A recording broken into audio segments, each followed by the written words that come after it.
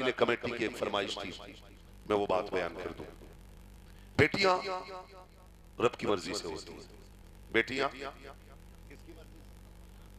जोर से, रब की मर्जी पैदा होती है तो मरता है आदमी, और जब बेटी जवान हो जाती है तो फिर झोली फैला के कहता अल्लाह मेरी बच्ची को सलामत रखना। क्यों? कहता है कि जिस बेटे पे मैंने 10 लाख नहीं 50 करोड़ लगा दिए, वो बेटा मेरा इतना ख्याल नहीं रखता जितनी फाकों में पली हुई बेटियां ख्याल रखा करती हैं। बाद में बेटियों के लिए लंबी उम्र की दुआएं मांगते हैं, बाद में लंबी उम्र की दुआएं मांगते हैं। अल्लाह ने आज बेटी दी है ना, तो सुनो, बेटे की पैदाइश पे इतना छोटा लड्डू और बेटी की पैदाइश पे इतना बड़ा लड्डू।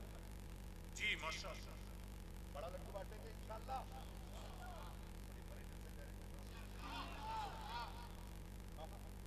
बेटा नेमत होता है, बेटी जोर से, बेटी रहमत होती है।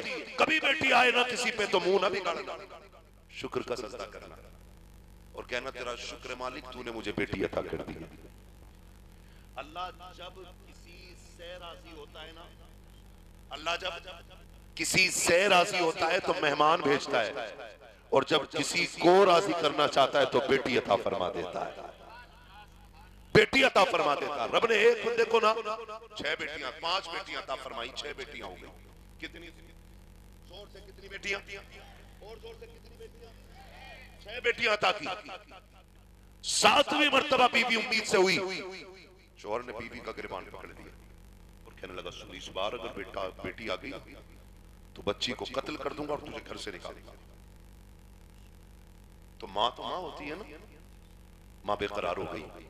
उसने कहा मालिक बात मेरी होती तो बर्दाश्त कर लेती, मैं तो जिंदगी धक्के खा के भी गुजार लूंगी, लेकिन ये जो है ना बात बेटी की आ गई है, और इसने कहा अगर बेटी आ गई तो कत्ल कर दूंगा। कि उसने कहा था ए मेरे परवरदिगार, अगर मेरी बेटी का गला घोटा गया मांगू कैसे बर्दाश्त करूंगी, बेटी कत्ल की गई परवरदिगार तो मेरा दिल कैसे बर्दाश्त करेगा। बच्ची ने, औरत ने ये कहा और रोना शुरू कर दिया। कहती है मेरे परवरदिगार करम कर देना, मेरे मालिक मैं तेरे फैसलों पर राजी हूँ। तूने एक बेटी दी मैंने झोली फैला के ली, दूसरी बेटी दी मैंने झोली फिर खोल दी, तू बेटी पे बेटी देता रहा, मैं तेरी नेमतों को संभालती रही। ए मेरे परवरदिगार इन रहमतों को तूने दिया है, मुझे कोई शिकवा नहीं है। अगर 7वीं भी बेटी दे देगा मुझे कोई एतराज नहीं है, लेकिन मेरे परवरदिगार मेरे शौहर का दिमाग खराब हो गया है। उसने ये कहा है अगर 7वीं बेटी पैदा हो गई तो बच्ची को कत्ल कर देगा, मुझे घर से निकाल देगा। ए मेरे मालिक या तो 7वां बेटा अता कर दे और या फिर मेरे शौहर का दिमाग ठीक कर दे। ये कहते कहते उसने रोना शुरू किया, वो भी सो जाती है, शौहर भी बिस्तर पे लेटा हुआ है। अचानक ख्वाब नजर आता है, मैदान महशर लगा है, लोगों के अमल तोले जा रहे हैं, गुनाहगारों को जहन्नम में भेजा जा रहा है, नेकों को जन्नत में भेजा जा रहा है।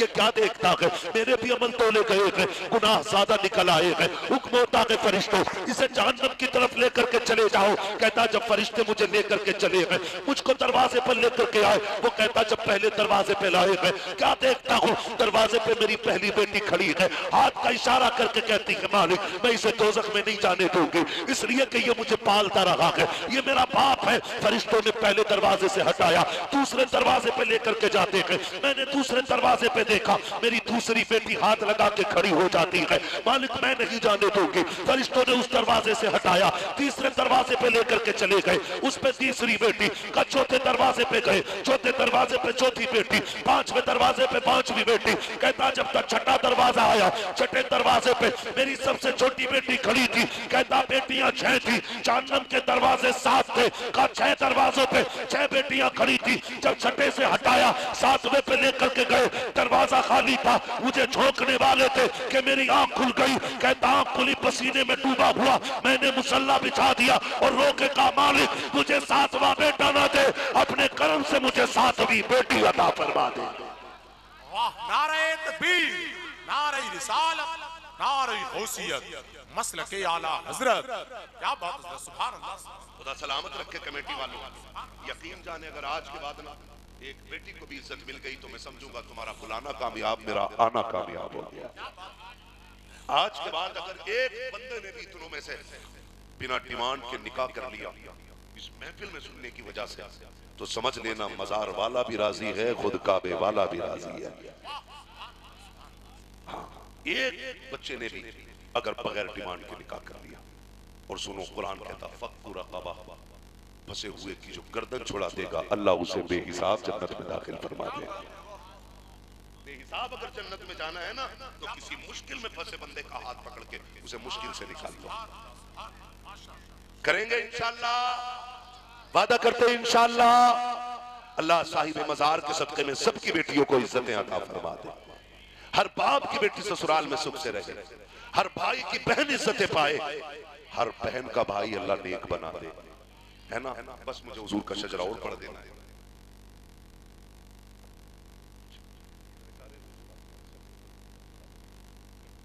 कोशिश करेंगे ना इंशाअल्लाह, अल्लाह सलामत रखे। और आपसे मेरी एक आखिरी गुजारिश, खुदा तौफीक दे तो चेहरे हुजूर की सुन्नत के मुताबिक सजा दे। कैसे? हुजूर की सुन्नत के मुताबिक। मरना है ना, मरना है ना, उन्हें भी मरना जो हर जुमे सुन्नत के बालों को छील के नाली में बहा देते हैं, और उन्हें भी मरना है कि जो सुन्नत को सीने पे सजा के सोया करते हैं।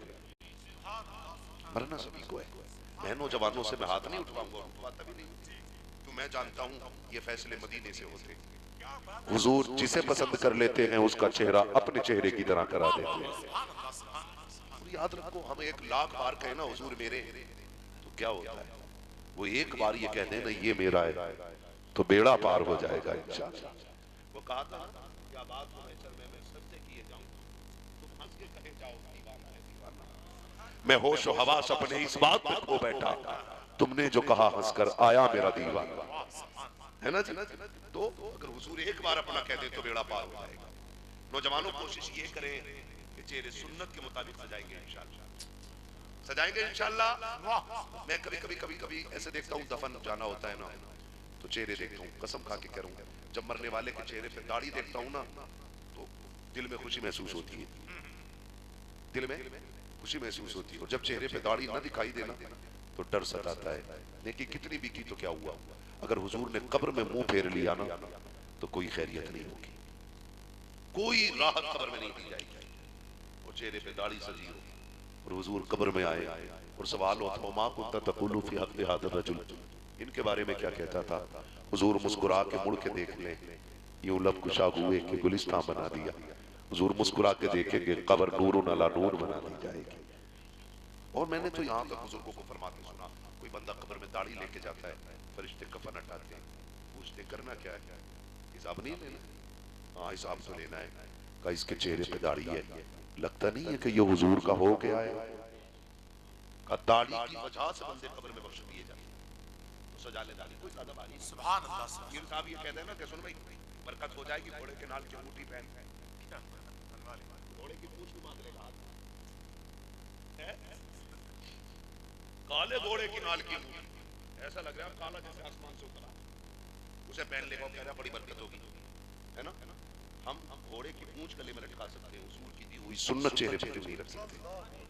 करके देखो जाओ, गारंटी है। जिनकी दाढ़ियां हैं ना, दुआएं कबूल ना होती हो तो कभी यूं पकड़ो दाढ़ी और हाथ से ऐसे करके कहो मालिक ये तेरे महबूब की सुन्नत का वास्ता है, मेरी दुआ कबूल कर ले।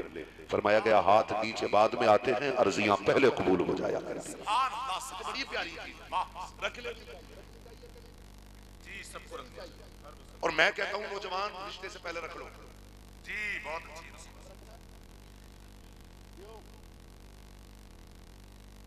क्या बात है, कौन किसने बोला नहीं ना, उसकी अभी पूरी नहीं ना निकल रही है। रखेंगे इंशाल्लाह मेरे भाई लोग, रखेंगे। अल्लाह तौफीक देगा तो रखेंगे इंशाल्लाह। हुजूर के गुलाम है, कभी तो वो सूरज निकलेगा जो चेहरे पे दाढ़ी होगी, आएगा वो दिन इंशाल्लाह, और जल्दी आएगा इंशाल्लाह। रखेंगे। और दाढ़ी वालों से भी गुजारिश है, दाढ़ी रख के बड़ा लंबा लंबा झूठ बोलते हैं लोग, मुल्ला जी समझ के मान जाते हैं। थोड़ा सा ये भी ख्याल करें, जब ये सुन्नत रख ली है ना तो इसका एहतराम समझिए। कोई आपकी वजह से दाढ़ी को बुरा ना करे जी, कोई ये ना कहे कि दाढ़ी रख के पाप कर रहा है, दाढ़ी रख के झूठ बोल रहा है। दाढ़ी का पूरा ख्याल रखना, इस दाढ़ी की इज्जत करो, खुदा तुम्हारी इज्जतों का इंतजाम करा देगा। करेंगे इंशाल्लाह ऐसा। हाँ जी, बात लंबी हो गई है, मैं आपसे चाहूंगा, सर्द रात है, इतनी रात से बैठे हो, फरमाइश थी कि हुजूर का शजरा पढ़ दिया जाए, है ना। हाँ जी, 12:30 हो गए भाई साहब। बोले जरा सुभान अल्लाह, ऐसे नहीं, जरा खुल के बोले सुभान अल्लाह, और जोर से बोले सुभान अल्लाह। है ना। मैं आपको बता दूं, जब मेरा हाथ का इशारा हो तो आपको ना क्या बोलना है, बच्चे बोले, और इतनी जोर से बोलना है सुभान अल्लाह कि मैं चुपके से सांस ले लूं और आपको पता न लगे। सीधी बात है ना, बात साफ सुथरी अच्छी रहती है, झूठ बोल के बात नहीं बनानी। अल्लाह राजी होगा तो आपको नेकी मिलेगी, और कर्म करेगा तो हमें भी थोड़ी बहुत मिल जाएगी, ठीक है ना। फिर कितनी जोर से बोलेंगे, बोले सुभान अल्लाह। हाय हाय हाय हाय, ऐसा लग रहा है महफिल शुरू हो रही है। जब दिल महफिलों में लगने लगे तो समझ लेना कि करम हुजूर का मदीने से होने लगा है, हुजूर की तवज्जो हो गई है। बोलो जरा खुल के बेटे सुभान अल्लाह, और जोर से बोलो सुभान अल्लाह। क्या बात है, जो बाहर खड़े ना ये जलसे में होंगे, कोई बात नहीं, आप जहां हो सारे जलसे में हो, जहां से मर्जी करे वहां से सुभान अल्लाह कह दो। हम तो कभी जलसे में सोने वालों को भी नहीं उठाते, इसलिए नहीं उठाते कि जब जलसों में नींद आ जाए और नींद में ख्वाब आए तो फिर ख्वाब में हुजूर ही आया करते हैं। ये जलसों की बरकत होती है, जलसों की बरकत होती है। अब जरा बोलो सुभान अल्लाह। बेटी वाले हैं, तुम्हें ज्यादा जोर से सुभान अल्लाह बोलना चाहिए था। क्यों? क्योंकि आपकी फरमाइश पूरी कर रहा हूं, है ना, आपकी फरमाइश पूरी कर रहा हूं। बोले जरा खुलकर सुभान अल्लाह, और जोर से। आदम के बेटे शीश,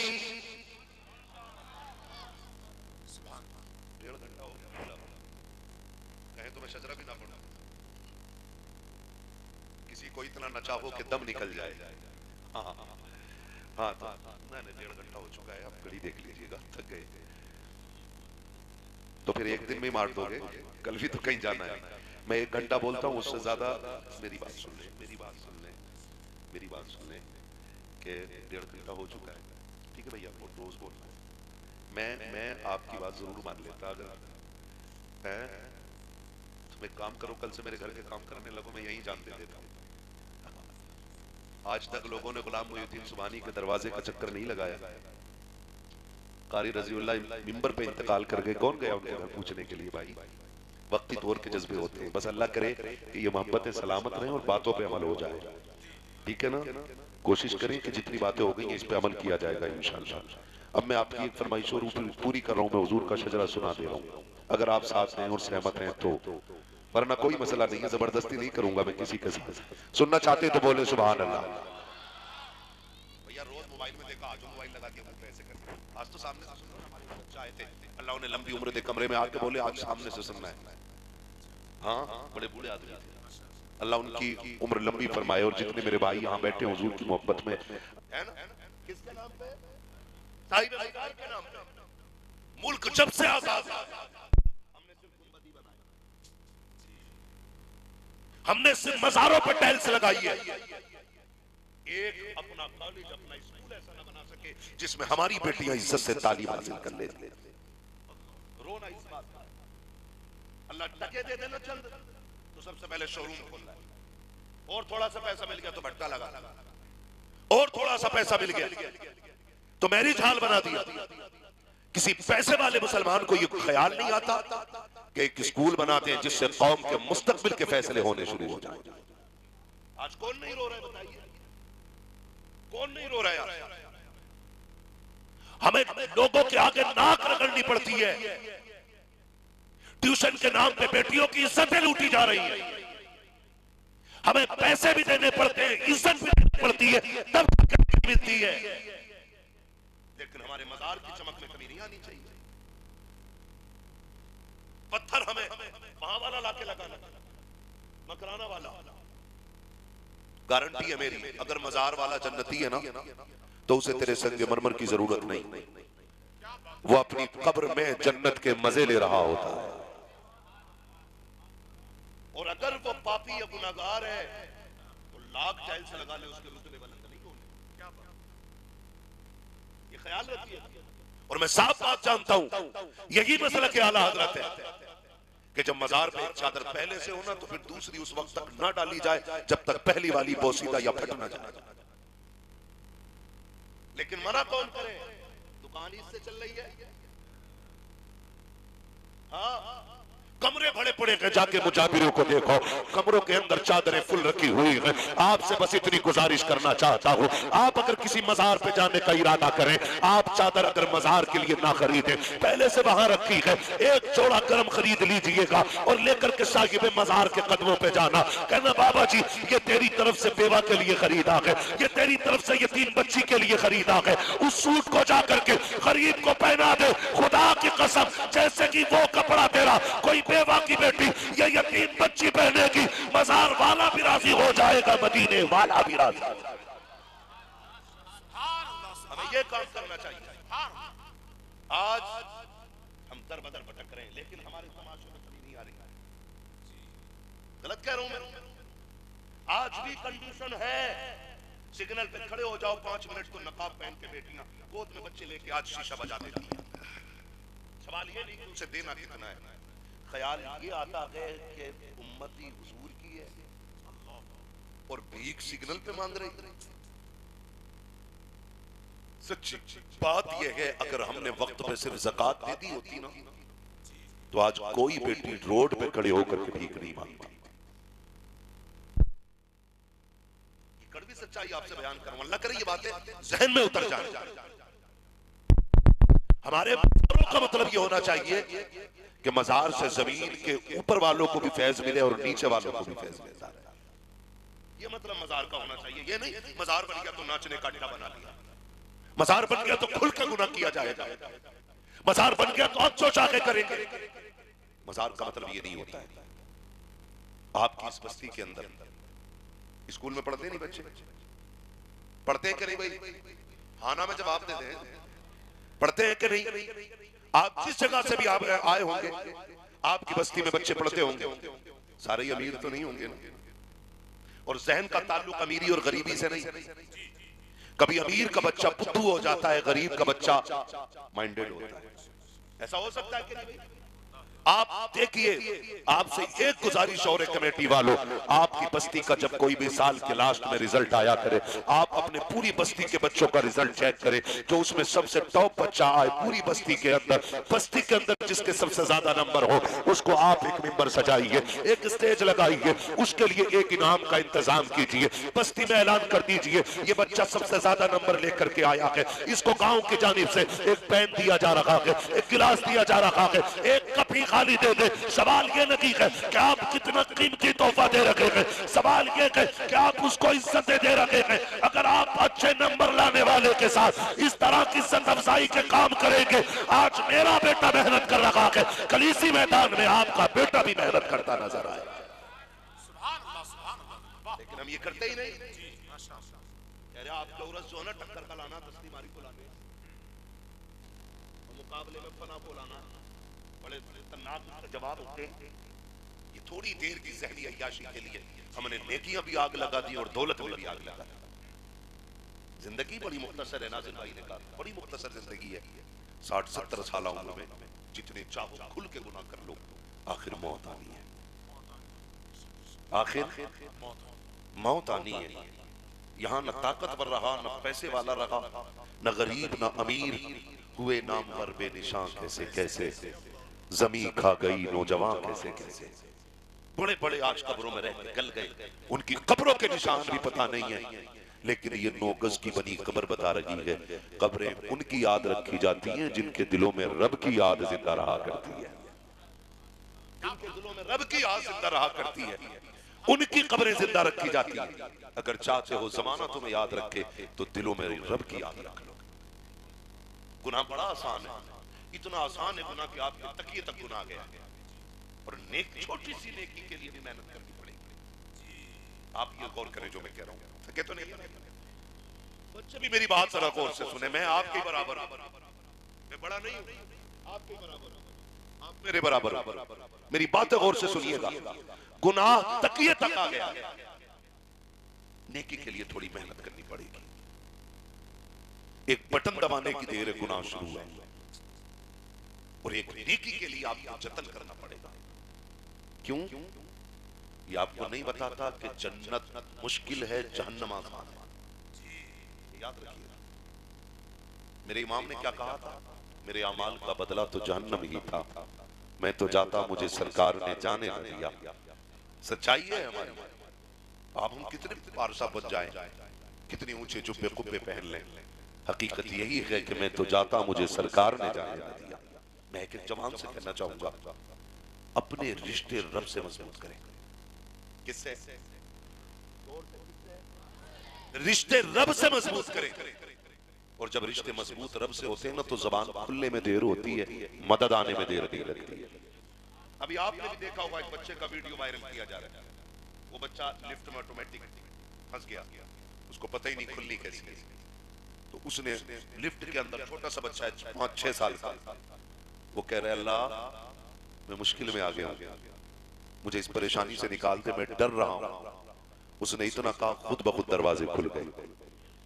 मैं कहता हूं अगर बच्चे ऐसे कहते हैं खुदा दरवाजे खोल देता है, 6 फीट का बंदा आंसू बहाए और खुदा ना दे, ऐसा हो ही नहीं सकता है। मसला तो यह है कि हमें मांगने ही नहीं आया, हमें मांगना भी नहीं आया। मांगने वाले पूछो कैसे होते हैं? मांगने वाले ऐसे होते हैं कि मांगने वाला भी गरीब नवाज है और देने वाला भी गरीब नवाज है। वो मांगता रब से है, देता क्या बात, बंदों को है। और याद रखिएगा, जरूरी नहीं कि दे वो जिसके खजाने भरे। का मालिक कौन है, वो पास कुछ रखते नहीं, दो जहां की नेमतें हैं उनके खाली हाथ में। आज दुनिया अजमेर वाले बाबा की खैरात करती है। हिंदू, सिख, ईसाई जिस मजहब का चला जाए, खाली जो भी जाता के झोली भर के आता। और जबकि अपने उस गरीब नवाज का मामला क्या था? एक दिन आपके साहबजादे मदरसे से पढ़ के आ रहे हैं, बेहोश हुए, गिर गए। जैसे बेहोश होके गिरे ना, लोगों ने पूछ लिया शाहजादे क्या हुआ, कैसे बेहोश हो गए थे? आंख खुली, फरमाने लगे कि आज 3 दिन का फाका था, घर में कुछ खाने को नहीं था, कमजोरी की वजह से ना चक्कर आ गया। लोगों ने इतना सुना, चीखें निकल गई, हम पेट भर के खाएं, अली के घर वाले भूखे रहे, हमारे दस्तरखान पे तरह तरह की नेमतें और खातून जन्नत के बेटे 3 दिन के फाके से। लोगों ने अपने घर के दरवाजे खोले और जितना जिसके घर में रखा था सारा ला करके अजमेर वाले बाबा के मकान की चौखट के बाहर रख दिया। सरकार गरीब नवाज बाहर तशरीफ लाने लगे, दरवाजा खोला तो सामने जहां तक नजर जा रही है नेमतों के ढेर लगे हुए हैं। आपने गुस्से में पूछा ये क्या मामला है? कहा हुजूर माफी दे दी जाए, हमें पता नहीं था ज़हरा के लालों के घर 3 दिन का फाका है, हम तो बेफिक्र रहते थे, हमें क्या पता आपके घर में इतने दिन का फाका है। सरकार गरीब नवाज ने फरमाया तुम्हें किसने बताया कि मेरे घर के अंदर 3 दिन का फाका है? कहा आज आपका बेटा मदरसे से आ रहा था, बेहोश होकर गिर गया, हमने जब बेहोशी की वजह पूछी उसने 3 दिन का फाका बताया। अल्लाह अकबर, गरीब नवाज को जला लाया, अपने बेटे को करीब बुला के कहा था शहजादे आज तूने हमारे दस्तरखान का राज खोल दिया है, आज हमारे घर का राज खोल दिया है। और आपने गुस्से में फरमाया था जा आज के बाद मुझे शक्ल ना दिखाना। उसी दिन से आज तक कोई बता नहीं सकता है गरीब नवाज का वो शहजादा किस कोने में जाके आबाद हुआ, लेकिन खुदा की कसम जिनके घर में कई कई दिन के फाके होते थे उनके दस्तरखान से कोई कभी भूखा नहीं जाता था। कल तो कलाज का आलम यह है कि झोली फैलाने में देर होती है, झोली भरने में कोई देर नहीं हुआ। सुभान अल्लाह, नारे तकबीर, नारे रिसालत, फैज़ाने ख्वाजा गरीब नवाज, मसलके आला हजरत। सुभान अल्लाह, सुभान अल्लाह। मेरे भाई खुदा तौफीक देना, किसी के काम आ जाओ, माशाअल्लाह, किसी के काम आ जाओ। ये सबसे बड़ी बात ये भी है, किसी के काम आ जाओ। आपकी जिंदगी अगर सिर्फ अपने लिए है तो क्या मजा तो तब है जब अपने आगे का उठा के किसी के हवाले कर दिया जाए। ख्याल कीजिएगा, करेंगे ना इंशाअल्लाह, किसी के काम आ जाइएगा और फंसे हुए को मुसीबत से निकालो। आज के दौर में सबसे बड़ा जो चैलेंज है वो है गरीब बच्चियों के घर की आबादी। तवज्जो है सारे लोगों को? कितने कवारे लोग बैठे हुए इस महफिल में, हाथ उठा के बता देना जिनकी शादी नहीं हुई है, छोटे से बड़े तक हाथ उठाएं, जरा हाथ उठा ले भाई। बच्चे भी उठा लें जिनकी शादी नहीं हुई है, जिनकी हो गई है वो बच्चे ना उठाएं, ठीक है ना? हाथ नीचे करें, बस आपसे एक गुजारिश है, बस बस बस, मैंने देख लिया, अब मैं आपसे बात करूंगा, मुझे अच्छा लगेगा। मेरी आपसे गुजारिश ये है कि आज साहिब मजार के नाम पे ये वादा करो कि मांग के जहेज नहीं लेंगे, मांग के जहेज नहीं लेंगे। वाह, मांग के नहीं लेंगे। क्या बात है। हाथ उठा के वादा करें इंशाअल्लाह, है ना। जिनकी लग गई लग रहा कि मौलवी मुझे नहीं लेनी देगा, मांग के नहीं लेना है, मांग के नहीं लेना, अपनी खुशी से कोई कायनात उठा के दे दे, अपनी बेटी को दे रहा है वो। बेटियां, सच बताऊं, बेटियां कल भी जिगर का टुकड़ा थी, आज भी जिगर की टुकड़ा है, लेकिन फर्क इतना है ना, इन भीख मांगने वालों ने बेटियां बाप पे बोझ बना दी। ये जो कह रहा है ना 10 लाख रिश्ते में चाहिए और निकाह के टाइम 5 लाख और चाहिए, इन जैसे कुत्तों ने बेटियां बाप पे बोझ बनाई है। मैं तो इनको आदत के एतबार से कुत्ते से बदतर फेंका हुआ खाता है और ये छीन के खाया करते हैं। इनकी वजह से आज बेटियां मर रही हैं। बेटियां कल भी बाप की हमदर्द थी, आज भी बाप की हमदर्द। वो भी कुछ दिन पहले 3 बच्चियों को लेकर नदी में कूदा था,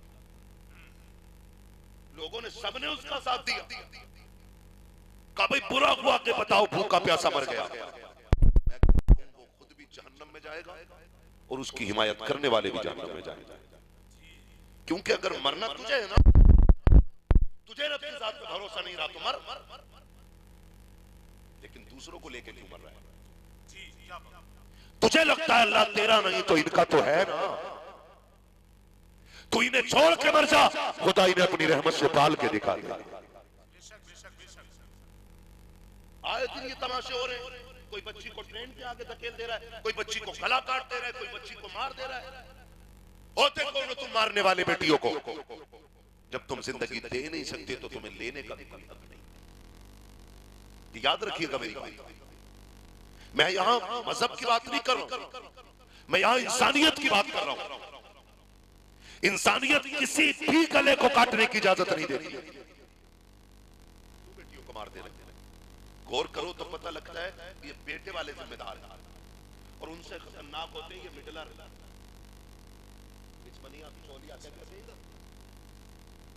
निकाह कराना बेहिसाब नेकी का काम है। जी हाँ, माशाअल्लाह। रिश्ते कराना ये बहुत बड़ी नेकी है, लेकिन रिश्ते में दलाली करना, कह रहे उसमें क्या लिख रहा है, एक जोड़ा और 500 रुपए के लिए कितना झूठ बोल रहा है पता है? अरे अभी सुनकर रहे उन्होंने को 70,000 रुपए महीना मिल रहे हैं ताकि बेटी का बाप 15 लाख देने पर राजी हो जाए। हम सब जानते हैं बाबूजी, निकाह के 8 दिन बाद कह रहा मौलाना ताबीज दे दिए,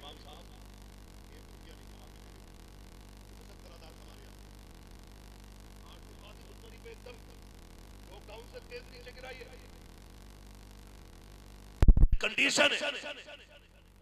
जब रिश्ते बताए जाते हैं कि 15 लाख मिलेंगे, 16 लाख मिलेंगे, ये कहकर के बेटों को फंसाया जाता है, कुछ पैसे बता करके बेटियों को फंसा दिया जाता है, और जब रिश्ते में लेन देन बराबर नहीं होता है तो उन बेटियों को या तो ताने सुनने मिलते हैं या गालियां सुनने मिलती है। अब तो यहाँ तक हो जाती है कि बाज बेटियों को तलाक भी हो जाया करती है। आपको क्या लगता है कि आप 500 रुपए लेकर एक जोड़ा लेकर घर चैन से सो जाएंगे? याद रखिएगा, अगर किसी बेटे की हाय तुझे लग गई, याद रखना न जमीन पर चैन से सो पाएगा न जमीन के अंदर चैन से सो पाएगा। बात जितनी को इतनी बताया करो ताकि बेटी वाले भी सुकून से रहा करें और बेटे वाले भी आराम से जिंदगी गुजारना चाहिए। ये भी कीजिएगा। तो मैं नौजवानों से कह रहा, रिश्ते में डिमांड नहीं करेंगे ना इंशाअल्लाह, नहीं करेंगे ना इंशाअल्लाह। हाँ जी, अगर हो सके ना, अगर बिस्तर खुद खरीद सकते हो, इतने ठलुए नहीं हो कि बीवी के लाए हुए बेड पे ही सोने की नीयत बांध के बैठे हो, तो एक बेड अपने पैसों से खरीद लेना, 4 बर्तन खरीद लेना अपने पैसों से। एक नई ना खरीद सके तो सेकंड हैंड पटपटियां खरीद लेना। लेकिन क्या नजरिए देखो, अब्बा एक ही कुर्सी को प्लास्टिक को तार से बांध बांध के सी दिया कि नहीं ले लेके ना लोटा जवान होगी, उसे भी तो मिलने वाली है कुर्सी। हाँ एक जगह जाके बैठे ना तो उसने पाया पड़ गया, चार पाई का पाया समझते क्या बोलते भाई, उसने बोतल में फांस रखा, बोतल बैग, मैं उसको देखने लगा, क्या देख मैंने जो उससे दाल फिट करा या फिट करके मैं पाया। अरे नहीं नहीं हमने इसको ऐसे, मैंने दूसरी चारपाई ले लेके मैं, अब शादी के 12 दिन रह गए, बोले 12 दिन रह गए अल्लाह क्या बात, जहेज लेने के चक्कर में क्यों? खैरियत है ना आप लोग? हम इसलिए जहेज के इंतजार में चारपाई नहीं खरीदते, 6 महीने काट लेते। अब्बा कुर्सी नहीं ला रहा, एक ही मोटरसाइकिल का पिंचर पे पिंचर जुड़वाया जा रहा है, सुपर मिलने वाली है। कंडीशन है हमारी, अल्लाह तौफीक दे आपको, 4 बर्तन खुद खरीद, 1 बिस्तर खरीद ले और गरीब की बेटी को अपने घर की इज्जत बना। मैं नहीं जानता जिन्हें तूने बारात में नहीं खिलाया, दावत में नहीं खिलाया, जिनको गाड़ी में बैठा के नहीं लेके गया, वो क्या कहेंगे, लेकिन इतना जानता हूं अगर तेरी वजह से किसी गरीब बेटी को इज्जत की सांस आ गई तो तुझे कोई दुआ दे या ना दे, गुंबदे खजरा से मदीने वाला दुआएं देने लग जाए। हुजूर की दुआएं मिलने लगेंगी। काम ऐसे करो, आज बेटियां बोझ हो गई, आज बेटियां बोझ हो गई है, तो इतना आसान कर दो निकाह के बेटियां फख्र से कहें कि रब ने हमें हुजूर की उम्मत पैदा कर दिया है।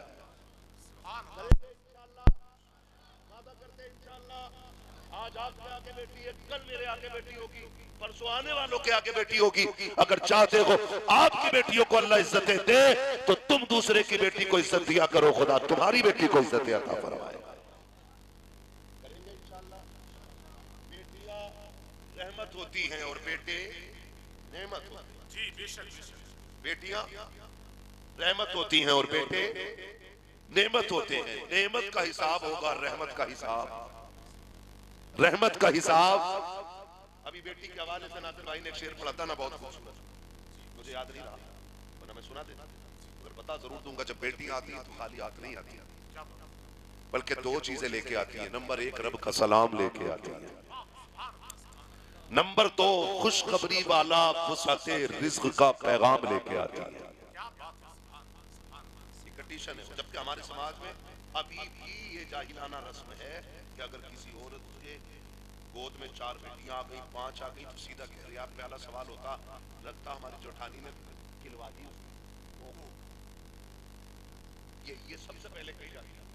और देवरानी अगर जेठानी ये दोनों रिश्ते ना हो ना घर में, अकेली होगी, तो फिर वो कह रहा है बीबी से कि तू मनहूस है।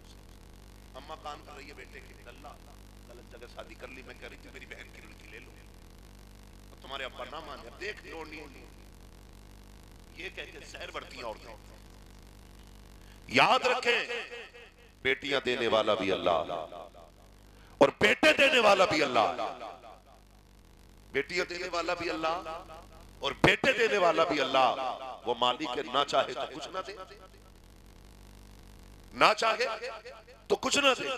बेटियां बोझ बना दी हमने, सिर्फ किस लिए कि नहीं बेटा नहीं।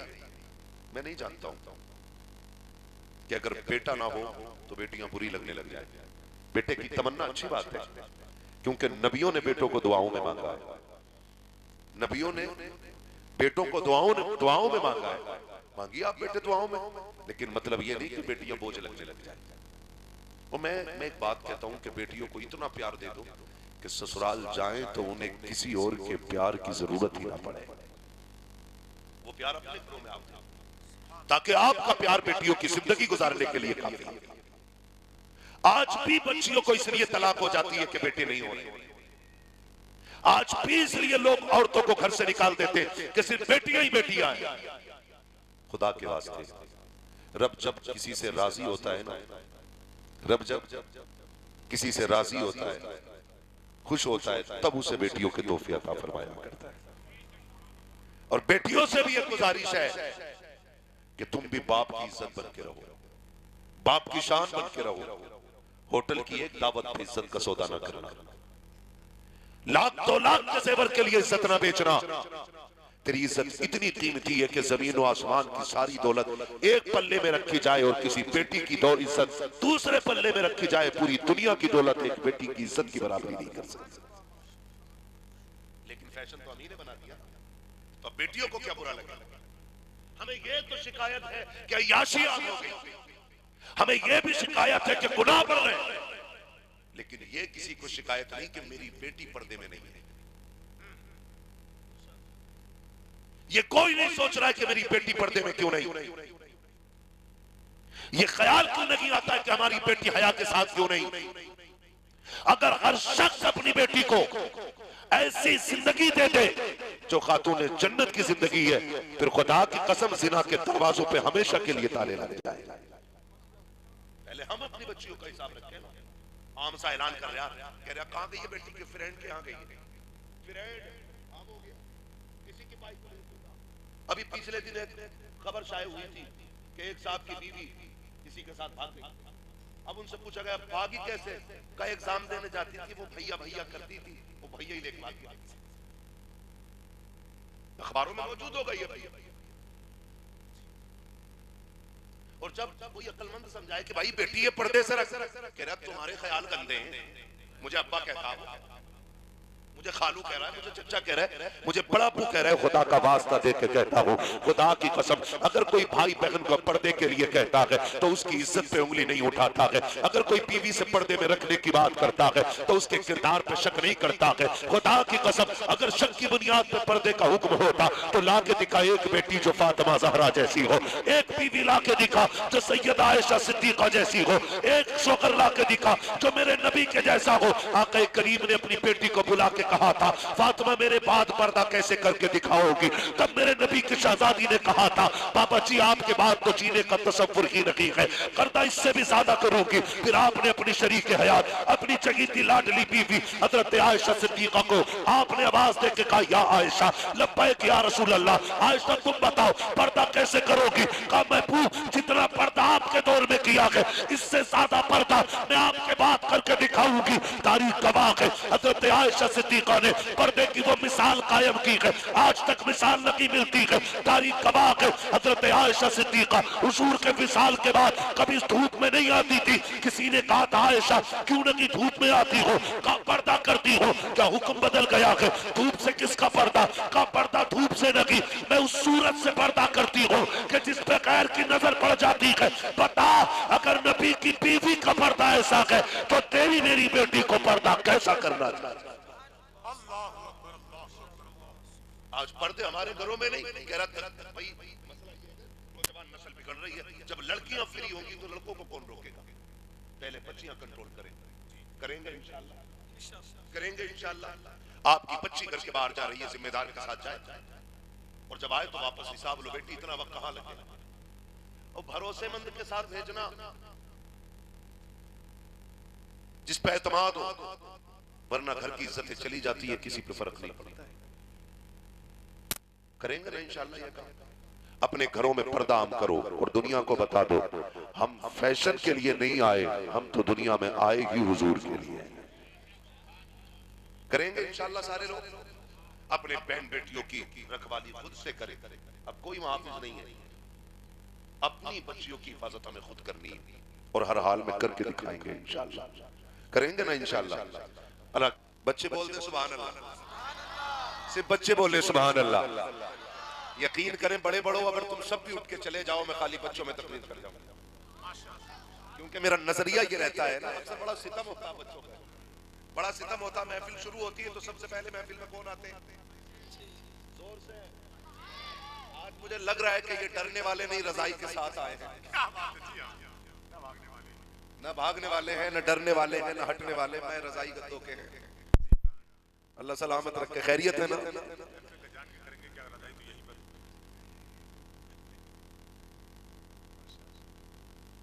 जिसने ओढ़ी रजाई ना उसका क्या करे कोई ना, कुछ और कहना चाह रहा हूं। जिसने ओढ़ी रजाई या वही कह दो क्या बोल लोई, उसे क्या उठाएगा कोई, कसम खा के बैठे। तो महफिल शुरू होती है ना, सबसे पहले बच्चे ही आते हैं, है ना। महफिल का आगाज बच्चों से होता है। जब कोई अच्छा नात खां खड़ा होता है ना, फिर बड़े बड़े निकल के आते हैं और बच्चों से कहते हैं चल चल पीछे चल, यहाँ मैं बैठा। महफिल हुजूर की है, आपको किसी को उठा के पीछे भगाने का हक नहीं है। हाँ, ये बज़्मे मैं है, यहाँ कोता दस्ती में है महरूमी, जो बढ़कर खुद उठा ले हाथ में मीना उसी का है। हाँ, जो बाद में आया हुजूर उसे भी देख रहे हैं, जो पहले आया हुजूर उसे भी देख रहे हैं। आप अगर 10 बजे आके बच्चे को उठा के पीछा करेंगे तो आपने कौन सा कलमा पढ़ा है जो इस बच्चे से ज्यादा मजबूत है? इस बच्चे का भी रिश्ता हुजूर से वही है जो आपका है। तो कभी भी हमें बच्चों को उठा के पीछे नहीं भगाना। समझदार बच्चे मस्जिद में आ जाएं तो उन्हें भी नहीं भगाना। समझदार बच्चे जिन्हें पाकी नापाकी का पता हो, बहुत छोटे बच्चों की बात नहीं करता हूं, जिन्हें पाकी नापाकी का इल्म ना हो, समझ ना हो, ऐसे बच्चों को मस्जिद में नहीं लाना चाहिए। लेकिन जो समझदार हो जाए उन्हें भगाना नहीं चाहिए, उन्हें भगाना नहीं चाहिए। और मैं तो ये देखता हूं, अगर मस्जिद में बच्चे आ गए तो ये जो 5 टाइम का नवाजी है, कह रहा किस काबिल,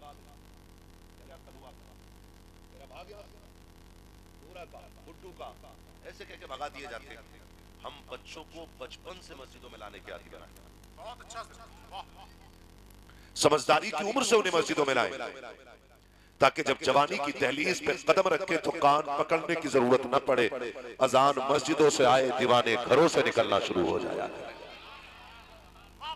और याद रखिएगा, आदतें बचपन से बनती हैं। जो छोटे पौधे देखे अपने, हमारे घर में भी होते थे। हमारे दादा ना लकड़ी लगाते थे घर में। हमने कहा अब्बा ये लकड़ी क्यों लगाई? कहा ये हटा देंगे पौधा झुक जाएगा, बड़ा होगा तो टेढ़ा रहेगा, इसके सहारे से सीधा खड़ा रहेगा। जब मजबूत हो गया लकड़ी हटा ली, पेड़ सीधा का सीधा रह गया। तो बचपन के ये वो पौधे हैं जिन्हें एक सीधी लकड़ी की जरूरत होती है। और वो घर का वो फर्द बन सकता है जो रब का भी खौफ करता हो, रसूल का भी खौफ करता हो। हम अपने बच्चों को मस्जिदों में लाने के आदी बने और महफिलों में लाया करें जानबूझ के, इसलिए कि कल जब हम कब्रिस्तान में होंगे और ये हिंदुस्तान में होंगे, फिर ये उर्स की महफिल लगेगी नौगजा बाबा की, फिर कोई आके कहेगा ये शिरक है, तो ये फिर किताब खोल के नहीं थप्पड़ मार के बताएंगे मुंह बंद कर, तू आज की पैदावार है, हम तो बचपन से बाप के साथ ये उर्स मनाते आ रहे हैं। इसलिए बच्चों को लाया करें महफिल में, ताकि बच्चों को हुजूर का इश्क सीने में आए। मुझे एक बच्चे ने भी मेरा हाथ पकड़ लिया था और मेरा हाथ पकड़ के कहने लगा मैं आपको बहुत सुनता हूँ। एक बच्चे ने मेरा हाथ पकड़ लिया, उसने कहा मैं आपको बहुत सुनता हूँ, बार बार कहा बहुत सुनता हूँ। तो मैं उसको मोहब्बत से देख रहा था और मैं सोच रहा था कि ये इश्क रसूल की शाखें कितनी दूर तक फैली हैं कि जिन्हें मेरे घर का एड्रेस नहीं पता वो मेरी बात इतनी धुन से सुनते हैं कि रात के 11:30 बजे भी जमीन पे बैठ के इसी जिक्र का इंतजार कर रहे हैं। अल्लाह सलामत रखे सारे लोगों को। ये उर्स की महफिल है और ये महफिलें सिर्फ इसलिए होती हैं ताकि इन महफिलों में आए तो अल्लाह हमें भी अल्लाह वाला बना दे। यही मतलब होता है। ये महफिलें सिर्फ इसलिए होती हैं कि इन महफिलों में आके बैठे तो बुजुर्गों की नजर पड़े और हमारे दिल बदल जाए, इसलिए ये महफिलें की जाती है। और हमारा अपना नजरिया यह है कि जितने उर्स में आते हैं वो सारे सिर्फ ये कहते हैं या तो पैसा मांगते हैं या शिफा मांगते हैं या तरक्की मांगते हैं या कामयाबी मांगते हैं। 1% बंदे ऐसे नहीं मिलते जो ये कहते मालिक जैसे तूने इन्हें अपना वली बनाया है हमें भी अपना वली बना। कभी ये भी मांगना चाहिए ना हमें, अल्लाह जैसे तूने इनके दिलों में अपनी मोहब्बत डाली है हमारे दिल में भी डालना। हम जब भी मस्जिदों में आते हैं अपने लिए आते हैं, कभी वो जज्बा दे कि हम तेरे लिए उठ के रात को 3 बजे मुसल्ले पे आए। कभी ये मज़ारों पे आके मांगा करो अल्लाह इस अल्लाह वाले की तरह हमें भी नेक बना दे, हमें भी सच्चा बना दे। बड़ा दिल खुश हुआ, मैंने पूछा कल क्या होना, कि कल कुछ नहीं, कि परसों फिर खतीबुल हिंद हजरत अल्लामा मौलाना मुख्तार अहमद कादरी बहेड़वी साहिब किबला का खिताब होना है, जिन्हें दुनिया सुन्नियत शेर कादरियत के नाम से जानती है। नाज़िर भाई यकीन करें मेरा कलेजा ठंडा हुआ ये सुनकर, वरना बरेली से लेकर के रामपुर तक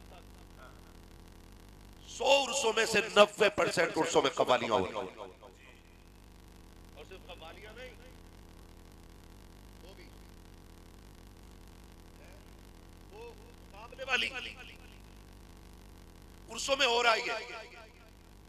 मैं कभी कभी सोचता हूं कि अगर साहिब मजार को निकलने की इजाजत होती ना, ऐसा थप्पड़ बजाते निकल के तो कान बहरे करते, और वो कहते, तुमसे पूछते कि जिनके खिलाफ पूरी जिंदगी हम बोलते रहे, तुम वही लाके हमारे मजारों पे करने लग गए। हैरत होती है। आज उम्मत उस मकाम पे आके खड़ी है कि आज उम्मत का कोई पुरसाने हाल नहीं है। न बहन की इज्जत महफूज, न बेटी की इज्जत महफूज, न माओ की इज्जत है महफूज, और जिन पे बिगड़े हुए पे पैसा है वो कहते मजा नहीं आएगा बाबे मजार पे, मुकाबले में जब तक जवाब देने वाली टक्कर की ना हो। क्या मैं गलत नहीं कह रहा हूं? अगर तुम ये साबित कर दो कि ये दीन में है, तो हम ये छोड़ के उसमें शामिल हो जाएंगे। और अगर ये साबित नहीं कर सकते तो फिर कहो मैं मुजरिम हूं आका, मुझे साथ ले लो कि रस्ते में है जा बजा थाने वाले। कहो फिर इस बात को, जब ये दीन का हिस्सा नहीं तो मजार पे क्यों किसी की बेटी को लाके नंगा कर दिया जाता है? अभी हमारे सैयद साहब के पास फोन आया, कहा मुफ्ती साहब की तारीख चाहिए, उसका प्रोग्राम है। उन्होंने पूछा क्या क्या होना है? कहा पहले दिन उर्स होना, फिर मुशायरा होना, फिर कव्वाली होनी। मैंने कहा मना कर दो, नहीं आनी। कहा क्यों? मैंने कहा जिस इश्तिहार में शरीयत बचाने वालों का नाम हो, उसी इश्तिहार में शरीयत से खिलवाड़ करने वाले का नाम हो। हम वाक़ई तो रह सकते हैं, ऐसे दीन का सौदा नहीं किया जा सकता है। ऐसे दीन का सौदा नहीं किया जा सकता है। आए दिन वीडियो देखो, नाम कितने अच्छे अच्छे, और इन्हीं स्टेजों पे बैठ के दुपट्टे उतार दिए जाते हैं। मैं पूछना चाहता हूँ, जिस इस्लाम ने बेटी को रिदा दे करके इज्जतें बख्शी थी, जिस इस्लाम ने मर्द की आंखों को हया का ज़ेवर दे करके, इस्लाम ने जिन मर्दों का वकार बुलंद किया था, आज उसी इस्लाम के नाम पर हमारे कौम के बिगड़े हुए अमीरों ने नाच गानों की महफिल मजारों के नाम पे ला करके, मिंबरों पे ला करके बैठा करके इस्लाम के साथ जो खिलवाड़ शुरू किया है, न दुनिया में माफ किए जाएंगे, न आखिरत में माफ किए जाएंगे। मैं तो बस इतना पूछना चाहता हूँ, ये जो मिंबर पे जवाब दे रही है बैठकर, ये जो दुपट्टे उतार के कूद रही है, ये भी तो किसी की बेटी होगी। इसने भी किसी बाप की गोद में बैठ करके इज्जत की सांसें ली होगी। इसकी रगों में भी किसी माँ का लहू दूध बन के दौड़ लगा होगा। ये वही तो बेटी है जो खानदान की कभी इज्जत कहलाई होगी। ये वही तो बेटी है जिसको कभी खानदान वालों ने आबरू की निगाह से देखा होगा, लेकिन चंद पैसों के लालच में इस बेटी को दुपट्टा उतारना पड़ गया। और मेरी कौम के नौजवान जब किसी बेटी का दुपट्टा उतरता है, पैसों की कट्टियां लेकर के इस तरह से निछावर करते गए कि जो सर का दुपट्टा था वो गले में आया, गले का दुपट्टा जमीन पे आ गया। याद रखिएगा, अगर तुम किसी की बेटी का तमाशा देखोगे, अल्लाह उस वक्त तक मौत नहीं देगा जब तक तुम जिल्लतों का चेहरा अपनी आंखों से नहीं देखे। अल्लाह अल्लाह अल्लाह, नारे तकबीर, नारे रिसालत, नारे गौसियत, मसलके आला हजरत और से नौगजी पीर बाबा, नारे तकबीर। बहुत अच्छा हो क्या गया है? मैं फिर मुबारकबाद पेश करता हूँ अराकीन कमेटी को, जिन्होंने ये महफिल सजा के इरादा किया है महफिल अल्लाह वाले की है तो बातें भी अल्लाह वाली की जाए। खुदा सलामत रखे। ये कंडीशन आज हमारी कौम की है। उस दिन पता चलता है कि पैसा क्या चीज है ना, क्यों उड़ा रहे चल रहा है पैसा। अगले दिन ना लोग बात करते चौक में खड़े के, अरे भाई फलां पे कितना पैसा आया, अरे भाई बड़े पैसे वाला है। अल्लाह ने पैसा दिया है तो हराम में ना लगाइए, हराम में ना लगाइए। और जाओ, गारंटी है यही कव्वालों और नचनियों पे पैसे लुटाने वाले अपना रिश्तेदार हॉस्पिटल से कॉल करके ना ये कहते हैं कि बेटे का ब्लड चेंज होना है, खून नहीं मिल रहा है, मिल भी रहा है तो महंगा मिल रहा है, पैसे नहीं है। तो कहता 5 मिनट पहले फोन कर लेता तो मैं दे देता। ये कंडीशन है। जाओ कभी हॉस्पिटल के बाहर खड़े होकर देखो दुनिया की हालत क्या है। 1.5 रुपए की टेबलेट के लिए मरीज तड़प रहे हैं, 1.5 रुपए की टेबलेट के लिए। कि एक दर्द की गोली मिल जाती तो चैन से सो जाते, उनके पास एक दर्द की गोली लेने के लिए पैसे नहीं।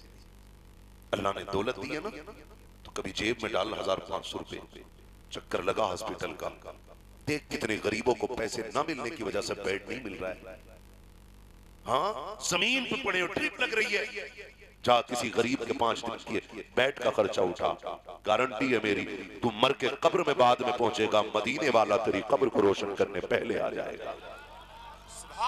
घरों में कभी किसी का दर्द बांटो, कभी किसी का दुख बांटो, कभी किसी मुश्किल में फंसे हुए इंसान का हाथ पकड़ के उसे मुश्किल से बाहर निकाल, फिर देख कयामत में कितने मजे आएंगे।